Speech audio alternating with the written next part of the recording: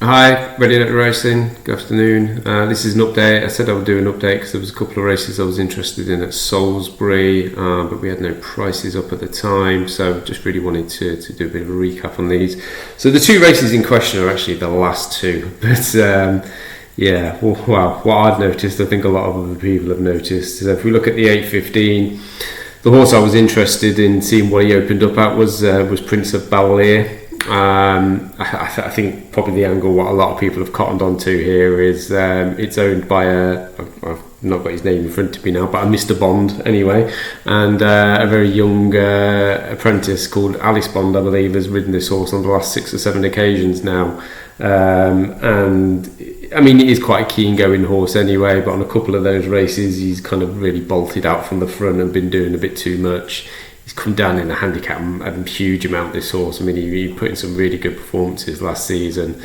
And now tomorrow it's back to a professional jockey tomorrow. Torhammer Thompson gets the ride. So I was intrigued as to see what price they were going to put this in at. It's looking at what I can see here on Bet365. It actually opened at 33 to 1 and it went to 20s and 12 to 1. I can only get in quite a short amount of time because when there was no prices on this race as of about 40 minutes ago, 45 minutes ago. So he's got to have a solid chance tomorrow. He's got to have a really good chance, certainly if the jockey makes a difference and if the horse is coming back into a bit of form. I don't know. I probably wouldn't look at backing it now, to be honest. If a few people have obviously gotten at those big prices, the 33s and 20s, and even though I've still got it shorter in my book, but I don't know. I can't help but feeling you're a bit late to the party in many cases. And to be fair, it's quite a tricky race. It's not what I would say a shoe-in by any means. You got Beau Jardine down the bottom, who's also incredibly well handicapped and seemed to return to form out of nowhere with a first-time hood last time. First-time blinkers, I think it was. It's whether those blinkers have the same effect again. We see it quite often with horses. It works once, it doesn't necessarily work the second time. So I certainly never had it a 15 to 8 shot. I didn't have it anything like that. But I can see why if you look at his old form, he's there or thereabouts. The one who probably looks a bit overpriced, I would say, is maybe Fiscal Policy.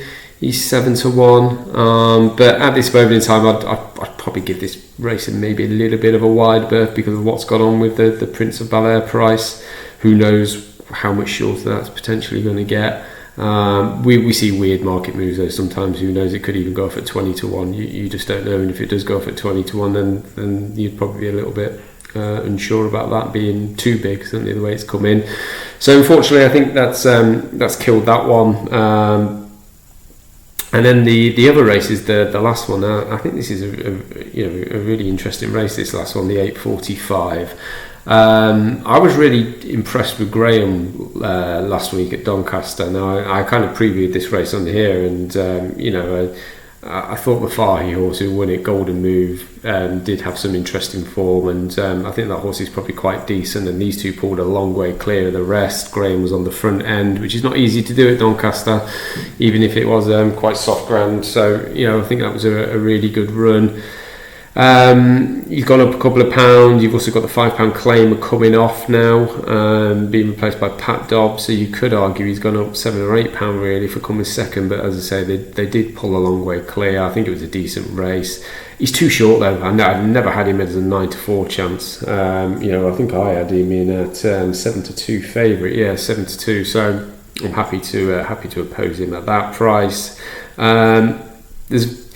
There's a bit of depth to this race, and at the same time there's a bit of depth, and there's 2 or 3 I didn't really weren't that keen on. Raminsky doesn't look a horse who seems to enjoy racing to me, and I'm not sure about that one, although there are bits and pieces of form there.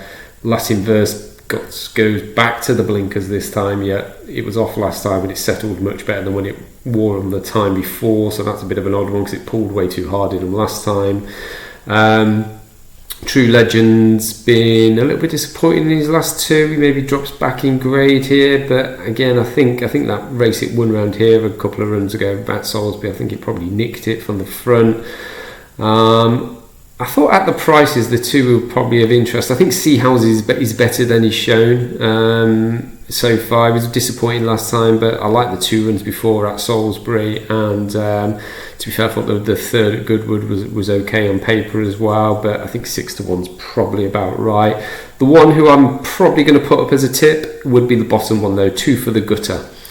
I like this horse's last 2 runs, both over 10 furlongs. It looks like it definitely wants further, steps up to 1.5 miles for the first time here. I actually think he's run really well in these last 2 races, and he's actually had, you know, a couple of pound come off him in the handicap for those, and he's not been beaten a great deal of distance, considering it's a horse who looks like it wants to go further. So I can't help but think this horse is well handicapped for its first shot at 1.5 miles. 11-2 looks more than fair. I had it at 9-2, kind of joint second favourite with the Prescott horse here, True Legend.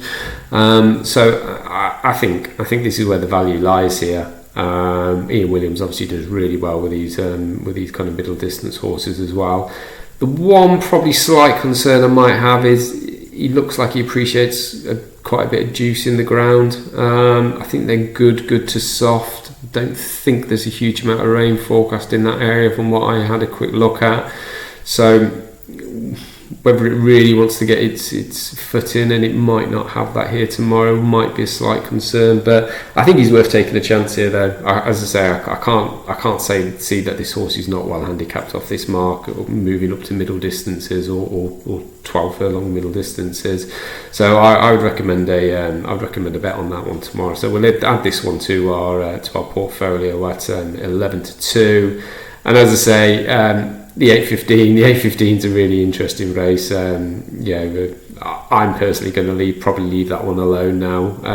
The cat certainly seems to be out the bag with the Prince of Bel Air. But yeah, 12-1, it might still interest a few people out there. And as I say, I think fiscal policy is probably also a little bit overpriced. But we'll leave it there for a great weekend's action. Hopefully we can find some winners. Hopefully we can stop hitting the crossbar and being close to some of these positive results we've had recently. We could do a winner to turn that around. So yeah, enjoy the weekend's action. Any comments, questions, obviously put it in the comments box, and I'll try and get back to you whenever I get the opportunity. The kids are away, the wife's away. I'm off down the pub. See you later.